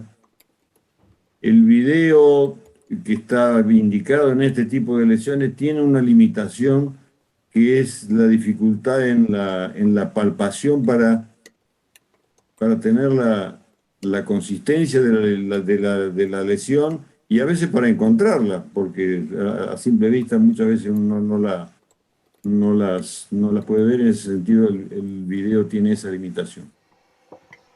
Bueno, lo que se realizó aquí fue una lobectomía inferior sin ninguna dificultad y se hizo el vaciamiento de 3 estaciones ganglionares para que haya el muestreo suficiente. Todos los ganglios, desde el punto de vista macroscópico, parecían normales. ¿La próxima? Yo creo que sí. Ya tenés la patología. Ahí está. Entonces, ahí tiene el estudio intraoperatorio que mostró sí una lesión con un patrón lipídico, pero sin malignidad. Entonces, bueno, alguien va a saber mucho más que yo de esto, pero siempre tenemos en mente lo de la posibilidad de que esto sea una hiperplasia alveolar sin llegar a ser un adenocarcinoma, que es una de las podría explicar que tenga las características de la imagen que tenía y que el PET sea negativo. Está ahí, sí, lo que dice en el punto 1, el estudio intraoperatorio, bueno, no salió correctamente. Ahí fue un estudio, sí, por congelación durante la cirugía, y se informó como una lesión con patrón lipídico sin células malignas evidentes, ¿no? Estamos hablando, recuerden, de la lesión del lóbulo superior. O sea, si no, esto determinó que se pudiera hacer la cirugía, la lobectomía inferior, digamos, ¿no? Y posteriormente, bueno, el resultado ya diferido fue lo que se ve ahí en negrita, que es un adenocarcinoma bien diferenciado, infiltrante, con un patrón de crecimiento predominantemente lipídico, sin signos de angioinvasión, sin necrosis ni infiltración de la superficie pleural, con márgenes quirúrgicos libres y los ganglios normales. No sé, Carolina, si querés hacer algún comentario, sé que no está muy grande la imagen. Sí, pero primero más o menos coincidís con el hallazgo. No me gustaría estar en el estudio intraoperatorio de esa pieza. porque son muy difíciles. Aclarar otra cosa, en realidad la punción, ya sea con aguja fina o con trucatazo o aguja gruesa, no tiene mucho rédito porque en punciones pequeñas uno no puede decir si el crecimiento lipídico de estos adenocarcinomas es un AIS, un in situ o un mínimamente invasor. Este tipo de lesiones suele tener un componente in situ y un componente invasor. Crecimiento lipídico se refiere a una forma de crecimiento alrededor de los septos alveolares. No quiere decir que sean in situ estos tumores. Si estos tumores miden más de 3 centímetros, pasan a ser infiltrantes. Si tienen invasión pleural, angiolinfática o invasión de los espacios aéreos, pasan a ser infiltrantes. Por eso la indicación por lo general es directamente quirúrgica. Y sí, coincido, lo que se ve ahí es crecimiento alrededor de los septos alveolares, pero se pueden ver los espacios todavía, o sea que mantienen la arquitectura pulmonar. Lo que hay que buscar en este tipo de tumores es que no tenga algún sector de invasión, ya sea mínima, menor a 5 milímetros, con lo cual son los mínimamente invasores, o de mayor tamaño, y consignar el sector de invasión que estirpe, si deja de ser lipídico, si es acinar, si es sólido, si es papilar, porque eso determina también el pronóstico. Bueno, muy bien, muchas gracias. Avanzamos, así vamos terminando porque ya se nos pasó la hora. Lo que queríamos resaltar con esto es la decisión quirúrgica, porque la verdad que cuando uno tiene 3 lesiones, a pesar de que el PET por ahí era dudoso en la del lóbulo superior, es difícil también tomar la determinación quirúrgica teniendo en cuenta la multiplicidad de las alteraciones. Fíjense, esto es un control 4 meses después de la cirugía, en la que pusimos aquí algunas imágenes representativas en las que no se muestran ningún tipo de lesiones, no hay áreas de vidrio esmerilado y tampoco hay ninguna lesión sólida. Particularmente, fíjense en la imagen de la derecha, cómo se observa la pérdida del volumen del pulmón tratado quirúrgicamente, y la zona donde se veía esa alteración, que es más bien un área ahora cicatrizal y retráctil. La próxima. Y esto es pandemia de por medio, pocas consultas de la paciente, etc. Viene un control en marzo de este año, y lo que ha aparecido ahora son múltiples focos de, Adrián, como ves ahí, de vidrio esmerilado, principalmente en la parte posterior y paramediastinal, y adyacentes a esa cicatriz. Se ve en la imagen inferior de la izquierda, fundamentalmente, y en la imagen superior, también izquierda, que hay como 3 o 4 foquitos de vidrio esmerilado, sí. Y ahora se nos plantea el problema, ¿no? Y la aparición de imágenes parecidas a las que teníamos. Y sobre todo en cercanías a las huellas quirúrgicas siempre hacen alarmar, ¿no? Uno está acostumbrado a ver recidivas de tumores sólidos, pero no estamos tan, por lo menos en mi experiencia, no sé el resto, pero recidivas en vidrio esmerilado no son tan frecuentes de ver, pero si antes no estaban y aparecen, uno tiene que tener en cuenta la recidiva, ¿no? Ahí le pusimos el concepto de, bueno, hay imágenes coronales que muestran prácticamente lo mismo, ¿no? Y hay algunas áreas que son bastante como confluentes, ¿no? Como sí. La tercera de las imágenes. Bueno, y queríamos introducir este concepto del STAS, la próxima, de esta especie de proliferación por los espacios aéreos, que nos recomendó el doctor Navarro de comentar un poquito, y hoy también lo comentábamos con Carolina, con Carolina. ¿Podrías, doctora Buffelli, contarnos un poquito rápidamente? Tenemos muy pocos minutos. Sí, que se está teniendo muy en cuenta, es un patrón de mucha importancia, primero porque habla de un carácter invasivo de la lesión. Los STATs o la diseminación en espacios aéreos es la presencia de células tumorales, que se tiene que consignar que sean células tumorales, no que sean monocitos descamados, en los espacios aéreos en cercanía al tumor. O sea, se traza un margen y se buscan en cercanías al tumor. Es muy importante en las piezas de resección buscar y descartar.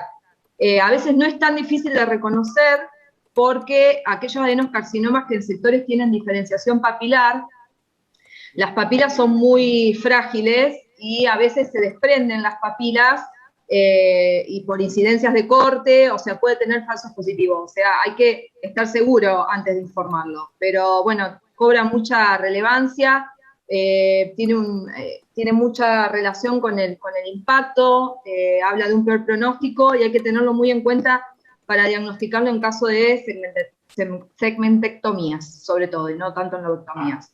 O sea, en piezas de resección chicas hay que buscar la diseminación en los espacios aéreos, porque cambia el pronóstico. Y tiene una alta tasa de recurrencia. Bueno, avanzamos un par, Hugo, así vamos terminando. La cuestión ahora es decidir qué es podés seguir avanzando nomás, es decidir qué hacer con este paciente, ¿no? Si esperamos, si hacemos un control, si se comienza con algún tipo de tratamiento, es lo que estamos tratando de ver. No sé si está Juan todavía con nosotros y puede darnos un minuto de alguna recomendación acerca de esta posibilidad de que haya una recidiva. Sí, estoy. Bueno, me parece importante. Hay un dato que también en los últimos meses, desde el año pasado, estamos de alguna manera introduciendo, que es biomarcar a la enfermedad en forma temprana, porque ya hay datos, sobre todo un estudio publicado el año pasado, presentado en ASCO el año pasado, que es el Congreso Americano de Oncología, muestra y clarifica que los pacientes con EGFR mutado y con enfermedad temprana resecada completamente se benefician del tratamiento con osimertinib, con esta droga que discutíamos en otra paciente, por el plazo de 3 años y ha demostrado cierta utilidad en disminución de la tasa de recurrencia. No ha tenido impacto en la sobrevida, pero entendemos que en los estudios de prevención necesitamos más follow-up, más tiempo de seguimiento para detectar esa variante.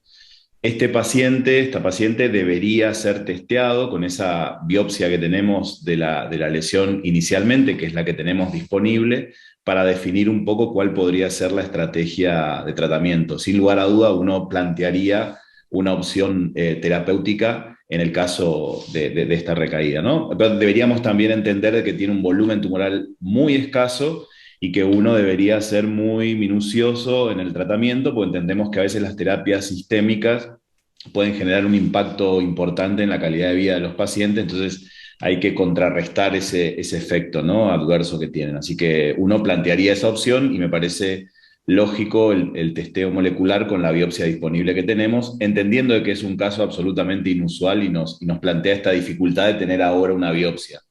Hoy Romina introducía un dato importante que es la biopsia líquida, que cuando nosotros tenemos cierta dificultad para obtener biopsias dirigidas hacia el tejido tumoral, la biopsia líquida también nos puede dar algún dato importante, pero también es cierto que eso está en magnitud al volumen de enfermedad. Cuando los volúmenes tumorales son escasos, uno entiende que probablemente la liberación de ADN circulante sea un poco menor, pero no dejaría de plantear esta posibilidad en este caso que, como repito, es bastante inusual, ¿no? De acuerdo, bueno.